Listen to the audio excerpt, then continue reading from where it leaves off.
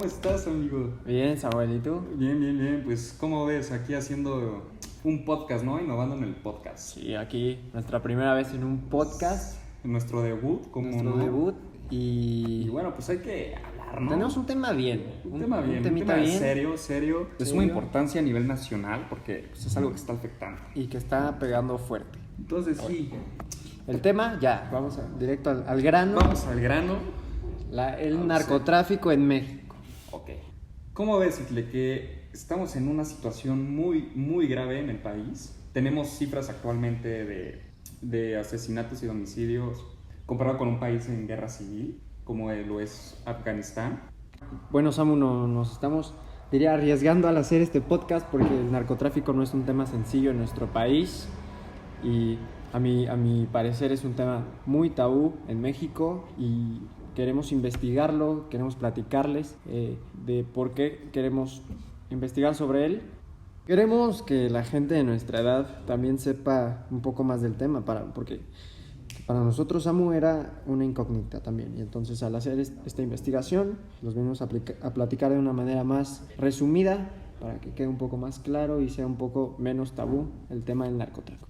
Saliendo del tema tabú, creo que los medios de comunicación han hecho que se vaya esparciendo más la información sobre este tema. E incluso, Samu, te voy a decir, yo he escuchado mucho narcocorrido. Sí, igual, Citle, como tú mencionas, ahorita hay un artista muy famoso que de hecho ya alcanzó niveles global, que se llama Peso Pluma o el Doble P. Doble P. Y bueno, este personaje ha dado mucho de qué hablar porque pues es curioso, ¿no? Porque hace mucha apología al narco, al estilo de vida narco, pero hay algo que mucha gente no comprende, es el trasfondo de esas canciones, Sí. lo que puede motivar esas canciones o lo que no comunican esas canciones. Pero ahora sí, Samu, vamos a ir directo a cómo comenzó el narco en México y cómo es sus inicios. Entonces, en Estados Unidos se vendía la droga que, bueno, los americanos querían traer a México. Y, bueno, pues lograron vender esa droga a través de corrupción, sobornando policías, dando dinero a gobernadores, un poco el sistema que se sigue usando actualmente.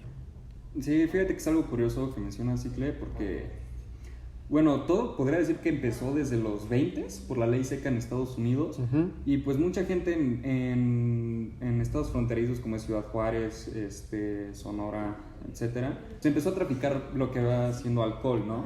Y de alcohol empezó a opioides, en ese entonces pues era la amapola, que no se usaba como hoy en día la heroína, sino más como uso medicinal o recreativo, por así decirlo, pero saltando las leyes, por así decirlo.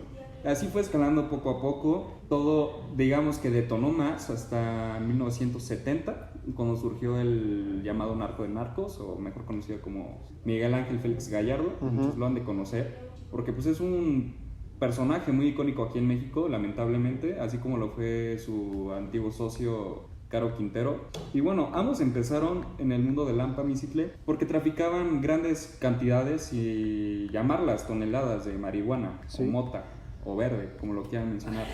La verde. Empezó a subir más el problema cuando Miguel Ángel y Caro Quintero formaron el cártel de Guadalajara, que por cierto ya es un cártel no del todo extinto, pero ya tiene su presencia muy reducida, por así decirlo.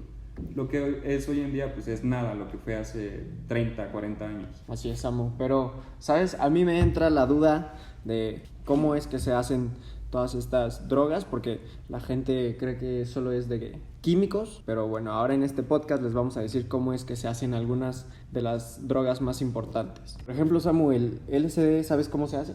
No, es una buena pregunta, ¿eh? No, y espero nunca te drogues, Samu, porque mira, está hecha de ácido lisérgico, perdón. Y bueno, se obtiene de un hongo que crece en algunos tipos de cereales. Entonces es súper peligrosa para el cuerpo, así como la metanfetamina, incluso la marihuana, la cocaína. Sí, son muchas drogas, Cicle, y pues muchas son naturales, por así decirlo, como lo es la marihuana, pues que es una planta y nomás la secan. Pero hay una droga ahorita que es muy peligrosa, socialmente, llamada fentanilo.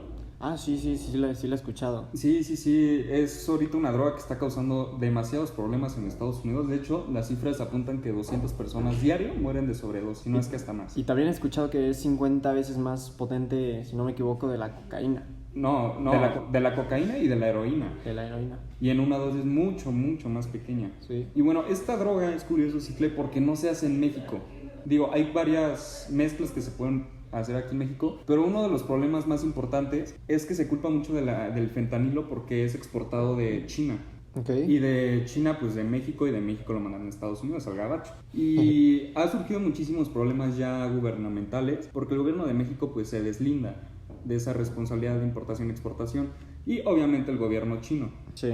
Lo cual ha provocado varias diferencias diplomáticas entre Estados Unidos y México, poniendo tensas las cosas. De hecho, sí que hace unos días, un famoso senador republicano, si mal no recuerdo, estadounidense, propuso ya catalogar a los cárteles mexicanos como terroristas y poder tener una intervención militar aquí en México. ¿Qué opinas, Cicle? Pues bueno, creo que para eso está el gobierno de México. Pero el problema sigue siendo la corrupción, lo que ha estado pasando todos estos años, como por ejemplo el intento fallido de Calderón de terminar con el narcotráfico, que al final se sabe que fue completamente al revés. Sí, fíjate que es curioso, porque ya es un problema que mucha gente dice que viene del sexenio de Calderón. Y hay que aclarar algo, Calderón inició la guerra del narcotráfico como tal. Sí. Lo culpan muchísimo porque dicen que su sexenio es el más inseguro. Bueno, fue el más peligroso, el más sanguinario. Porque en ese entonces hubo un grupo muy famoso llamado Los Zetas, que consistía en ex gafes retirados, o sea, miembros de las Fuerzas Especiales de México, que formaron su propio brazo armado. Critican muchísimo a Calderón por su intento fallido de guerra contra el narco, y de cierto modo pudo contener las cosas, por así decirlo, pero no lo detuvo completamente. No, para nada. El problema empieza aquí, ya que el sexenio actual, el del presidente Andrés Manuel López Obrador, o la cuarta T, pues es que es un problema que ha dejado crecer muy exponencialmente.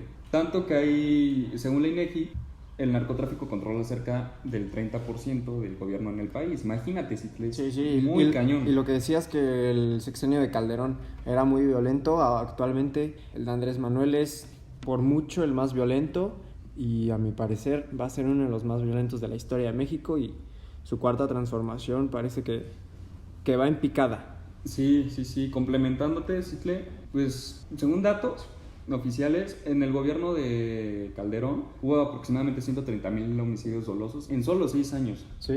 En lo que vamos del sexenio de Andrés Manuel, que vamos a la mitad, 3 años, casi 4 años. Ya casi 4, sí. Ya se superó esa cifra. Incluso varios expertos creen que al terminar el sexenio de López Obrador, esa cifra que hubo durante el sexenio de Calderón se duplique. ¿Cómo ves? No, sí, tristísimo lo que pasa en nuestro país, Samu.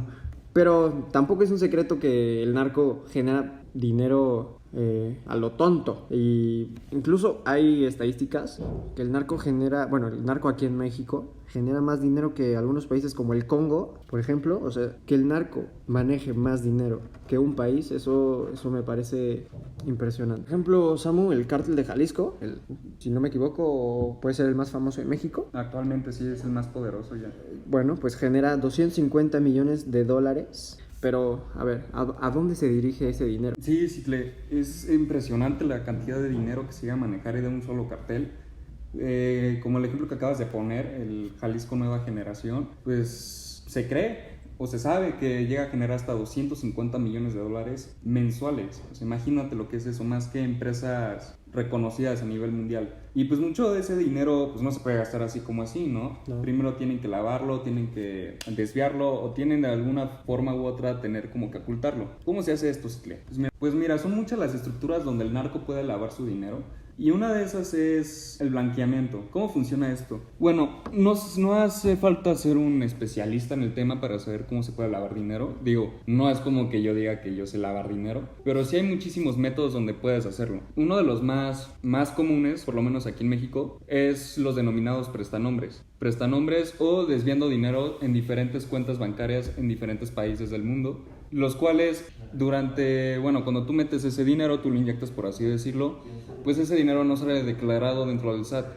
De hecho, según estudios gubernamentales, se cree que en México anualmente no se declaran más de $10,000 millones. Imagínense esa cantidad, o sea, ¿dónde se va todo ese dinero? Bueno, con toda esta información, Samu, estamos llegando al final de nuestro primer programa. Me ha parecido muy completo, muy interesante. Muy interesante, mucha información y Y mi querido Ciclé, como conclusión, pues yo les podría decir, en base a nuestros estudios, no se droguen. no se droguen, obviamente, pero más importante aún, no se vayan con la finta. ¿Y esto por qué lo digo? Porque muchos adolescentes y jóvenes, hoy por hoy les da a trabajar en lo sucio y no en lo limpio, honradamente. Y pues creen que todo es dinero, mujeres, lujos, excentricidades, pero hoy en día un narco promedio llega a durar hasta 5 años, con suerte. Y bueno, traten de informarse más sobre el tema. Digo, ya sé que es un tema tabú, ya lo dijimos Clay y yo. Es un tema tabú, pero esperamos que con esto podamos ampliar un poco más El panorama y la información de lo desconocido sucedido. que se tenía. Y en verdad buscamos que este podcast haya sido de mucha utilidad para que conozcan un poco.